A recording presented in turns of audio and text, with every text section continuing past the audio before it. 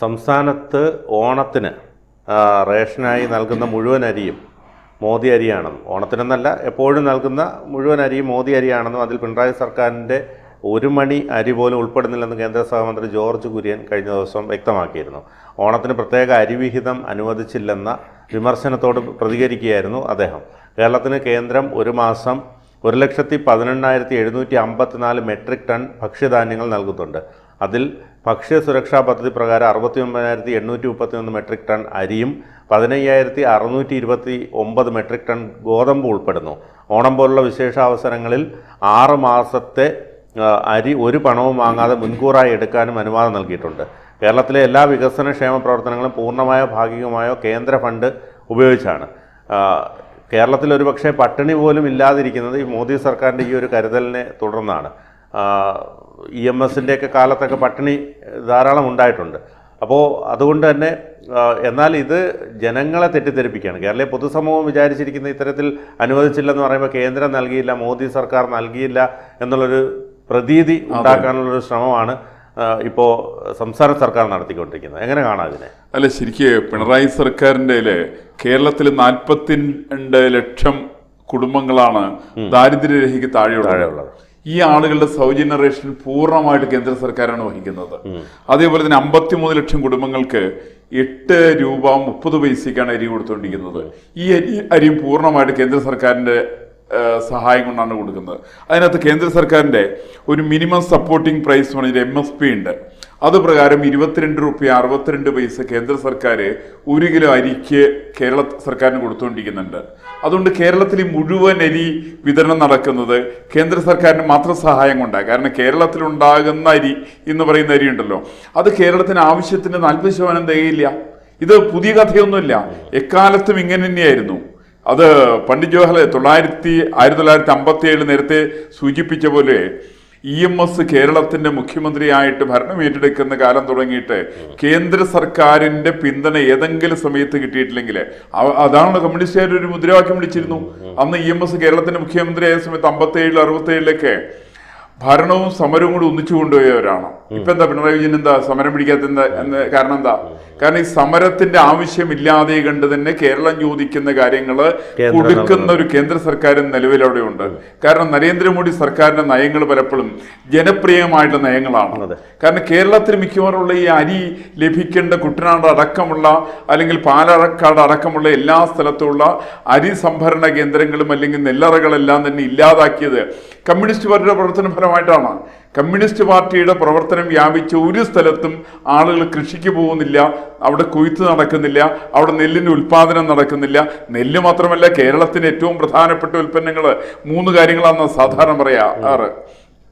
ഒന്ന് നെല്ല്, രണ്ടാമത്തെ തെങ്ങ്, മൂന്നാമത്തെ മത്സ്യം. ഈ 3 മേഖലയിലേക്കും കമ്മ്യൂണിസ്റ്റ് പാർട്ടിയുടെ ആവിർഭാവത്തിന് ശേഷം ഈ 3 മേഖല ഏകദേശം ഇല്ലാണ്ടായി. ഇപ്പൊ ഇവര് തുടക്കം എന്ന് വെച്ചിട്ടുണ്ടെങ്കിൽ EMS 1957 ഭരിച്ചല്ലോ. ആ 57 EMS ഭരിക്കുന്ന കാലത്താണ് അവിടെ അരി കൊടുക്കാനുണ്ടായിരുന്നില്ല. അതിനെന്താ കാരണം എന്ന് വെച്ചിട്ടുണ്ടെങ്കിൽ അന്ന് കേന്ദ്ര സർക്കാർ ഒരു ഏർപ്പാട് നടത്തി.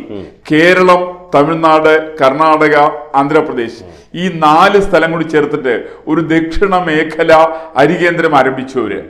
ഈ കേന്ദ്രം ആരംഭിച്ചതിന് ശേഷം പറഞ്ഞത് ആന്ധ്രാപ്രദേശിൽ എക്സസ് വരുന്ന അരി നിങ്ങൾ കേരളത്തിന് കൊടുക്കണം, തമിഴ്നാട് കൊടുക്കേണ്ട കർണാടകയ്ക്ക് കൊടുക്കണം. ഈ തരത്തിൽ സംവിധാനം ഉണ്ടാക്കിയിരുന്നു. ആ സമയത്ത് പണ്ഡിറ്റ് ജവഹർലാൽ നെഹ്റു EMSുമായിട്ടുള്ള ഒരു ടഗ് ഓഫ് വാറിന്റെ ഭാഗമായിട്ട്, അതായത് വിമോചന സമരത്തിന് മുമ്പ് നമ്മൾ ധരിക്കുന്ന പോലെ വിമോചന സമരം പെട്ടെന്ന് ഇറങ്ങിപ്പുറപ്പെട്ട സാധനമല്ല.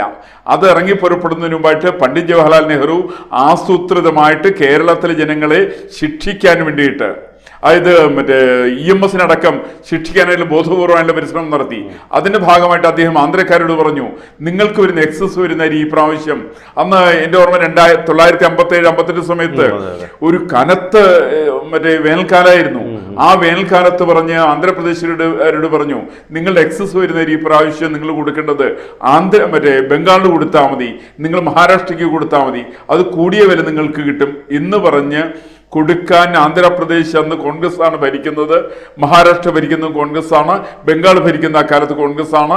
ഈ 2 സംസ്ഥാനങ്ങളിലേക്കും കൊടുത്തുകൊണ്ട് കേരളത്തിന്റെ ഭക്ഷ്യക്ഷാമത്തെ ഒരു വലിയ നിലയ്ക്ക് ഉയർത്തുന്ന കാര്യത്തിൽ പണ്ഡിറ്റ് ജവഹർലാൽ നെഹ്റുവിന്റെ 1957 സമയത്തുണ്ടായിരുന്ന കേന്ദ്രത്തിലെ കോൺഗ്രസ് സർക്കാർ വലിയ പങ്ക് വഹിച്ചിട്ടുണ്ട്.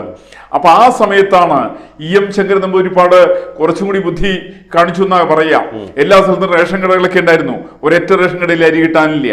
അങ്ങനെ വന്ന സമയത്താണ് 5000 ടൺ അരി ആന്ധ്രാപ്രദേശിൽ നിന്ന് വാങ്ങിക്കാൻ വേണ്ടി തീരുമാനിച്ചു. അത് ശ്രീരാമലു എന്നൊക്കെ പറഞ്ഞിട്ട് ഒരു ഏജൻസി ഉണ്ടായിരുന്നു. ശ്രീരാമലു എൻ്റെ ഒരു ഒരു ഏജൻസിയുടെ കയ്യിൽ നിന്നാണ് അരി വാങ്ങിച്ചത്. P. സൂര്യനാരായണ റാവു. ഈ ഏജൻസിയുടെ കയ്യിൽ നിന്ന് 4 രൂപ 10 പൈസയ്ക്ക് അരി വാങ്ങിക്കാൻ വേണ്ടി തീരുമാനിച്ചു. അന്നത്തെ കാലത്ത് വലിയ 5000 ടൺ അരി. ഈ അരി വാങ്ങിക്കേണ്ട യഥാർത്ഥ വില 4.10, അതിന് പകരമായിട്ട് 5.65 ഇത് വാങ്ങിച്ചത്. അതിന്റെ പേരിൽ വലിയൊരു ആരോപണം പ്രതിപക്ഷം കേരളത്തിന്റെ നിയമസഭയിൽ ഉണ്ടാക്കി. അവര് പറഞ്ഞു ഈ അരി ഇത് കുംഭകോണമാണ്, ഇത് നടത്തിയത് ജോർജാണ്. അപ്പൊ ആ ജോർജിനെതിരായിട്ട് വലിയൊരു ആരോപണം വന്നു. ആ ജോർജിനെ പിന്താങ്ങുന്ന EMS ആണെന്ന് പറഞ്ഞിട്ട് അരി കുംഭകോണത്തെ കുറിച്ചിട്ട് കേരളത്തിന്റെ നിയമസഭയില് അതിശക്തമായിട്ടുള്ള രീതിയിൽ അന്നത്തെ പ്രതിപക്ഷം വിഷയങ്ങൾ അവതരിപ്പിക്കുകയാണ്. ഈ സമയത്ത് അരിയുടെ ദൗർലഭ്യം സമയത്ത് കേരളത്തിൽ ചെയ്തത് റേഷൻ കട വഴിക്ക് മക്രോണി കൊടുക്കാൻ തീരുമാനിച്ചു.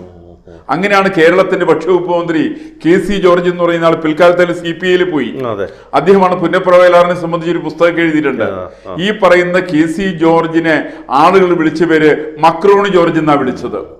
ഒരു ഭക്ഷ്യവകുപ്പ് മന്ത്രിക്ക് ജനങ്ങള് മക്രോണി ജോർജ് എന്ന് പേരിട്ടത് 1957 EMSന്റെ മന്ത്രിസഭയിലെ ഭക്ഷ്യവകുപ്പ് മന്ത്രിയായിരുന്ന ശ്രീമാൻ KC ജോർജിനാണ്.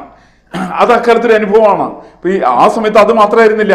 അതിനുശേഷം 67 EMS വന്നു. 57 EMS, 67 EMS. ഈ 2 കാലഘട്ടവും ജനങ്ങളുടെ ദുരിതത്തിന്റെ കാലഘട്ടമാണ്. കാരണം EMSന് ഒരിക്കലും കേന്ദ്ര സർക്കാരുമായിട്ട് നല്ല ബന്ധം ഉണ്ടാക്കാൻ വേണ്ടി സാധ്യമല്ല. അന്ന് ആദ്യത്തെ കാലത്ത് പണ്ഡിറ്റ് ജവഹർലാൽ നെഹ്റു ആയിരുന്നെങ്കിൽ 67 അദ്ദേഹത്തിന്റെ മകളായിരിക്കുന്ന ഇന്ദിരാഗാന്ധിയായിരുന്നു അന്നത്തെ ഇന്ത്യൻ പ്രധാനമന്ത്രി. ഈ പറയുന്ന ഇന്ദിരാഗാന്ധിയുമായിട്ട് വളരെ മോശം ബന്ധമായിരുന്നു EMSന് ഉണ്ടായിരുന്നത്. അതിന്റെ പേരിൽ അവരും ആ സമയത്ത് അരിയെല്ലാം തടഞ്ഞു വെക്കാൻ വേണ്ടി തീരുമാനിച്ചു. അവസാനം എന്താ കേരള സർക്കാർ തീരുമാനിച്ചതെന്നറിയാമോ? ഞങ്ങൾ കേന്ദ്രത്തിന് എതിരായിട്ട് സമരം നടത്തുകയാണ് എന്ന് പറഞ്ഞുകൊണ്ട് സമരം പ്രഖ്യാപിച്ചുകൊണ്ട് റേഷൻ കടകൾ വഴിക്ക് ചോളം കൊടുക്കാൻ പറ്റുമെന്ന് ആലോചിച്ചു നോക്കി. അപ്പൊ റേഷൻ കടക്കാർ പറഞ്ഞു ഞങ്ങൾക്ക് ചോളം കൊടുക്കാൻ പറ്റൂല, കാരണം ഇവിടെ ഒന്ന് ആളുകൾ ഒന്നൊരു ബഹളം ഉണ്ടാക്കും എന്ന് പറഞ്ഞു. ഉടനെ കേരള സർക്കാർ തീരുമാനിച്ചു പോലീസ് സ്റ്റേഷനിൽ കൂടി ചോളം വിതരണം ചെയ്യാൻ തീരുമാനിച്ചു. കേരളത്തിന്റെ ചരിത്രത്തിൽ ആദ്യമായിട്ട് ഓരോ പോലീസ് സ്റ്റേഷൻ വഴിക്ക് 1 കിലോ ചോളം വെച്ച് സൗജന്യമായിട്ട് കൊടുക്കാനുണ്ടായിരുന്ന 1 കിലോമീറ്റർ 1.5 കിലോമീറ്റർ നീളത്തില് ആളുകൾ ക്യൂ നിൽക്കേണ്ടതായിട്ടുള്ള സാഹചര്യം കേരളത്തിലുണ്ടായിരുന്നു. കടുത്ത ദാരിദ്ര്യമായിരുന്നു കേരളത്തിലുണ്ടായിരുന്നത്. അത് മാത്രമായിരുന്നില്ല, EMSന്റെ ഭരണത്തിന്റെ കെടുകാര്യസ്ഥത എന്നൊക്കെ പറഞ്ഞാല് EMS ഭരിക്കുന്ന സമയത്താണ് എല്ലാ റേഷൻ കടയോട് ചേർന്നൊരു പലചരക്കട തുടങ്ങി. ഈ പലചരക്കടയിൽ കൂടിയൊക്കെ അരി വെക്കാൻ വേണ്ടി തുടങ്ങി. ഈ അരി വയ്ക്കുന്ന അരിച്ചാക്കിനകത്ത് വെള്ളം നിറച്ചിട്ടുള്ള വലിയ ജാറ് മൺകുടങ്ങൾ വെച്ചിട്ട് 70 കിലോ അരിയുടെ ചാക്കിനകത്ത് തൂക്കി വരുമ്പോൾ 80 കിലോ ഉണ്ടാവും. കാരണം അങ്ങനെ വെള്ളം നിറച്ചിട്ടുള്ള കുതിർത്ത അരിയാണ് ആളുകൾ കൊടുത്തിരുന്നത്. അങ്ങനെയുള്ള 57 67 ഉണ്ടായിരുന്ന EMSന്റെ മന്ത്രിസഭയ്ക്ക് ശേഷമാണ് ഇപ്പൊ നമ്മൾ കാണാൻ സാധിക്കുന്ന അങ്ങനെയല്ല. കേന്ദ്രം ഭരിക്കുന്ന സർക്കാർ ഈ പറയുന്ന ഒരു ഭരണപരമായിരിക്കുന്ന രാഷ്ട്രീയപരമായിരിക്കുന്ന വിഷയങ്ങളെ സംബന്ധിച്ച് ചിന്തിക്കാതെ കണ്ട് കേരളത്തിലെ മുഴുവൻ 95 ലക്ഷം വരുന്ന ആളുകളുടെയും ക്ഷേമത്തിന് വേണ്ടിയിട്ട് അവർക്ക് കൊടുക്കാനുള്ള അരി നിർബാധം കൊടുത്തുകൊണ്ടിരിക്കുന്ന ഒരു സംവിധാനമാണ് കേരളത്തിലുള്ളത്. ആ സമയത്തും പിണറായി വിജയന് പറയാം ഞങ്ങൾക്ക് ഓണക്കാലത്ത് വേണ്ടത്ര അരി തരുന്നില്ല എന്നൊക്കെ പറയുന്ന സമയത്ത് സത്യസന്ധമായിട്ട് അന്തസ്സുണ്ടെങ്കിൽ അഭിമാനം ഉണ്ടെങ്കിൽ പിണറായി വിജയൻ ചെയ്യേണ്ടത് ഈ അരി എവിടെ നിന്നാണ് കൊണ്ടുവരുന്നതെന്ന് അദ്ദേഹം പറയേണ്ടതാണ്. ഇത് കേന്ദ്ര സർക്കാർ കൊടുക്കുന്ന അരിയാണ്, അത് ഡിസ്കൗണ്ട് റേറ്റിൽ കൊടുക്കുന്നതാണ്. സൗജന്യമായിട്ടുള്ള 42 ലക്ഷം പേർക്ക് വേറെ കൊടുക്കുന്നുണ്ട്. 53 ലക്ഷം പേർക്ക് 8 ചിലാൻ രൂപയ്ക്കാണ് അരി കൊടുക്കുന്നത്. ഇവർ സംഭരിച്ചുകൊണ്ടിരിക്കുന്ന അരി സംഭരണത്തിന്റെ 22 രൂപയിലധികം കൊടുക്കുന്നത് കേന്ദ്ര സർക്കാരാണ്. ഇത്യാദി നിരവധി വിഷയങ്ങളെ സംബന്ധിക്കുന്ന കൃത്യമായിട്ടുള്ള ഡോക്യുമെന്റ് ഉണ്ട്. ഇതെല്ലാം ഡോക്യുമെന്റിലുള്ളതാണ്. ഈ ഡോക്യുമെന്റ് വെച്ചുകൊണ്ട് കേരളത്തിന്റെ സർക്കാർ കളവ് പറയാൻ തീരുമാനിക്കുന്നത് കേരളത്തിലെ ജനങ്ങളെ 57 67 അവസ്ഥയിലേക്ക് കടുത്ത ദാരിദ്ര്യത്തിലേക്ക് കേരളത്തിലെ ജനങ്ങളെ തള്ളിവിടുവാനുള്ള പിണറായി വിജയന്റെ ഗൂഢലക്ഷ്യത്തിന്റെ ഭാഗമാണെന്ന് വേണം ഇത് നമുക്ക് അനുമാനിക്കാൻ വേണ്ടിയിട്ട്.